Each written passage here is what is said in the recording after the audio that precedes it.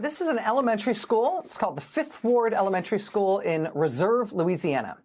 Fifth Ward Elementary was a predominantly black elementary school in this part of Louisiana. I say was because last year the local school board voted to shut down that elementary school at the end of this school year.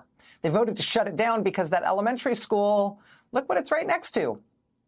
It sits about a quarter mile away from a big petrochemical plant, one that the federal government said was putting people in the surrounding community at an unacceptable risk of cancer.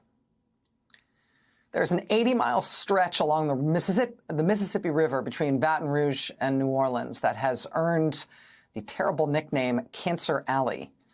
It's earned that name because of more than 200 petrochemical facilities along that stretch of river, where the EPA has repeatedly found that residents are exposed to more than 10 times the level of health risk from hazardous air pollutants than people living elsewhere in the state. That's according to a report from Human Rights Watch. When Joe Biden was president, the Justice Department and the EPA decided they were going to take some action there. The Biden-era Justice Department and the EPA brought a landmark lawsuit against that big petrochemical plant, that one that's just down the road from that elementary school. It's called the Denka Performance Elastomer Plant. They make neoprene. In its lawsuit, the Biden administration alleged that the Denka facility was releasing unsafe levels of a toxic carcinogenic chemical called chloroprene into the air. They said in the lawsuit, quote, the increased cancer risk that the communities near the facility are currently being exposed to because of Denka's chloroprene emissions presents an imminent and substantial endangerment to public health and welfare. In the aggregate, the thousands of people breathing this air are incurring a significantly higher cancer risk than would be typically allowed. They are being exposed to a much greater cancer risk from Denka's air pollution than the majority of U.S. residents face. That action was taken under the last president, Joe Biden. Now, new president, radically different story. Donald Trump's Justice Department has just announced that they are dropping the lawsuit against that chemical plant. And they say they are dropping it because DEI. Huh? Seriously, they said that dropping this case, quote, fulfills President Trump's day one executive order ending radical and wasteful government DEI programs and preferencing. Because it's mostly black people who live nearby? Is that what you're saying? My colleague Alex Wagner traveled to Southeast Louisiana this week to see the plant, to meet the people who live nearby. I should say before I show you this next part that it is impossible for anyone to know what exactly caused any particular illness in this community, but what you're about to see reflects how things feel in the community of that plant. You'll also hear references to another chemical company, DuPont. That's because this facility used to be owned by DuPont. How many of you feel like you know people, either in your family or your circle of friends, who are suffering adverse health effects because of the proximity of this plant? So everybody. Yeah. My dad and I have experienced several generations of illnesses. My mother died of breast cancer. My sister was diagnosed with breast cancer, and my grandmother died of breast cancer. Wow. And my fraternal grandmother died of pulmonary disease. And so on and so on, other family members, ovarian cancer. So we are directly affected in this community. I've also had genetic testing for breast cancer, my mother, my sister, and myself, and all of them came back negative. Wow, so it's not a DNA, correct. It's environmental. Wow. I have several family members that have died and passed away of cancer, some of them still living. One of my family members, she's on the list for heart transplant, two of them. One family member on the west bank of the river from Lucy in Edgard. He just had his lungs. He had a lung transplant about a year ago. My mother, she passed away. A lot of people are going to dialysis centers. A lot of people have brain cancer, been high. Prostate cancer is high throughout the parish, not just on the west bank of the river. Chloroprene is in the whole parish. I grew up on East 30th Street. I've lost everyone in my family because of it.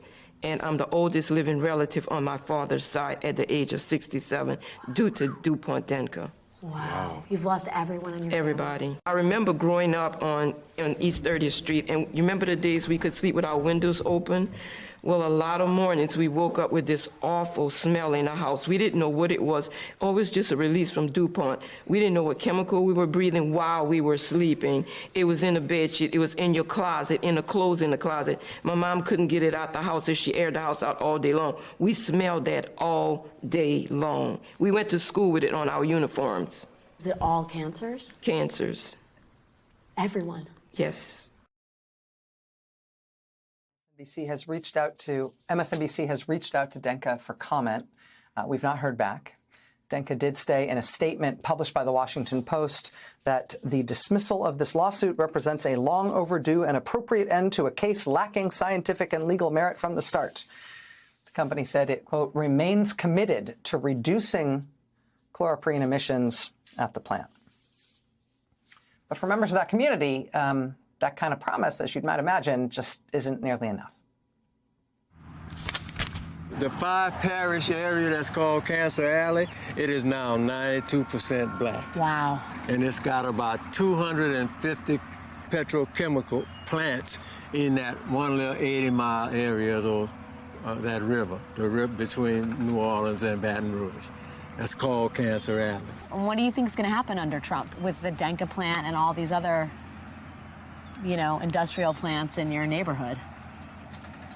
Well, I don't know. That's going to depend largely on the people here. Yeah. If we let them have their way, they will kill us all. We will die here. We are now trying to regroup so we can find out exactly how we have to deal with this situation. What is obvious to us is the destruction. The government has now officially abandoned us, has officially thrown us to the wolves. Yeah. That's what they've done. Joining us now is Alex Wagner. Alex, this is incredible reporting, and this is an amazing trip. Thanks for being here to talk about it. Thank you for airing it, Rachel. I think so much of what Trump is doing right now, they're betting on the abstract, right? They're betting that shutting down the Environmental Justice Department of the EPA doesn't alarm people. We don't think about the human cost of all that. And I've covered a lot of stories in the field, Rachel. This was one of the hardest I've ever borne witness to. I mean, this is a community of people who have borne they have borne tragedy like I think almost no one else. A lot of these people, you know, one of the men I talked to, he grew up on a former plantation. These are the children of sharecroppers, and those sharecroppers were the children of slaves. A lot of these plants, Rachel, most of them, in fact, in the area, are on the grounds of former plantations. There's nowhere else in Louisiana that has that stretch of land. And it's been cleared to make way for plants that the Biden administration believed was poisoning the community. And I just, for a moment, thought deeply about not the irony, but the symmetry of what were, you know, former institutions that visited trauma upon communities of color.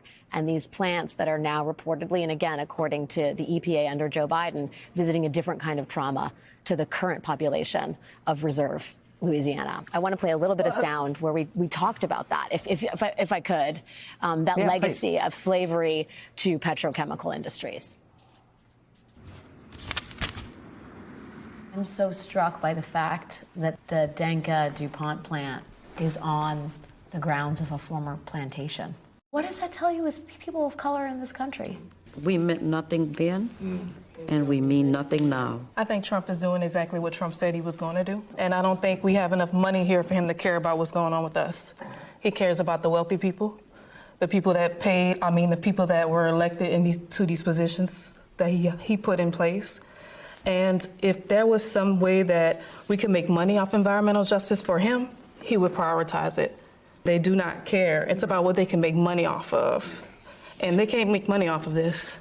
And DEI has nothing to do with the facts and the fact that this company, Denka, was actually breaking the law. Mm-hmm. They are guilty of breaking the Clean Air Act. They put us in jeopardy. We are burying family members every week. People are suffering 20 and 30 years before they pass. That's real. That's real. We live a life every day wondering, What's going to happen at our next doctor's visit? Alex, can I just ask you, Alex, that when you're talking to these folks, did they see this coming from Trump? Obviously, this lawsuit was filed. The plant was on a very different trajectory under Joe Biden with that previous DOJ and EPA case. Did they see this coming? Did they have time to prepare for it? It seems like they're starting to talk to you about what they're going to try to do to organize in response. Yeah, I will say, I mean, they have been grappling with this for decades. And they have been going to local and state officials and federal officials, even under Obama and early Biden. They felt like their cries weren't being heard, that there was not a level of concern that matched the threat they were facing.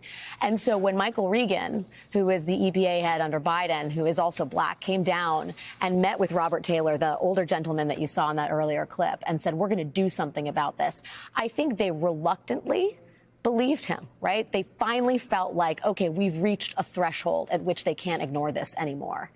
At the same time, you know, I think you can talk to many people of color in this country who don't take any advancement for granted. And so I don't think there was, and from the conversations I had, a ton of surprise that Trump was going to reverse it.